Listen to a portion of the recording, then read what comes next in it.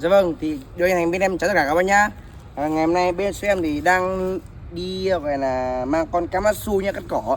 Kamassu, con này là Kamassu nhá, G435T, ở các máy 4 thì nhá. Con này bên này buồng chứa xăng này, bên này buồng nhớt này, nhớt thì có nhớt xe máy nhá. Đấy.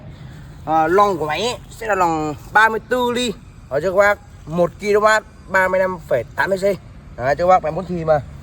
Cần máy sẽ là cần dài 1m4 thì 1m4 cho các bác, cần M4 này. Đấy cho các bác, ống cần 28. Đấy cho các bác.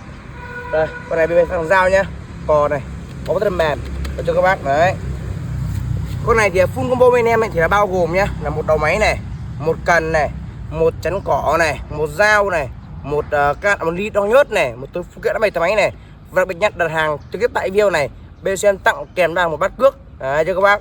Chứ là dòng máy 4 thì này thì phù hợp để các bác có thể dùng gia đình này, hoặc là có thể là những nhà phát cỏ trong trang trại, trong vườn nhà mình. Đấy, cái kết quả rất là ok nhá các bác. Hàng bên là hàng mới nhá, nguyên siêu luôn. Đấy, bảo hành các bác là 12 tháng, lốt đổi mới vòng 15 ngày. Ok và trả hàng hoàn tiền 7 ngày. Đấy các bác, full combo luôn. Con này hàng từ Thái Lan nhá các bác.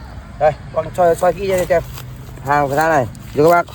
Thái Lan nhá các bác nhá, 2026 này. Ok cho các bác. Đấy, trên này. Đây, Thái Lan này. Đó, đủ ok cho các bác. Đấy. Chung là máy thì chuẩn hàng thì hãng nhé, các bác yên tâm. Đấy.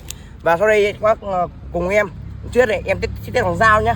Test bằng dao trước, sau đó sẽ test bằng cước. Đấy, để các bác xem được thực tế nhất cho các bác. Các bác cùng đón em nhé.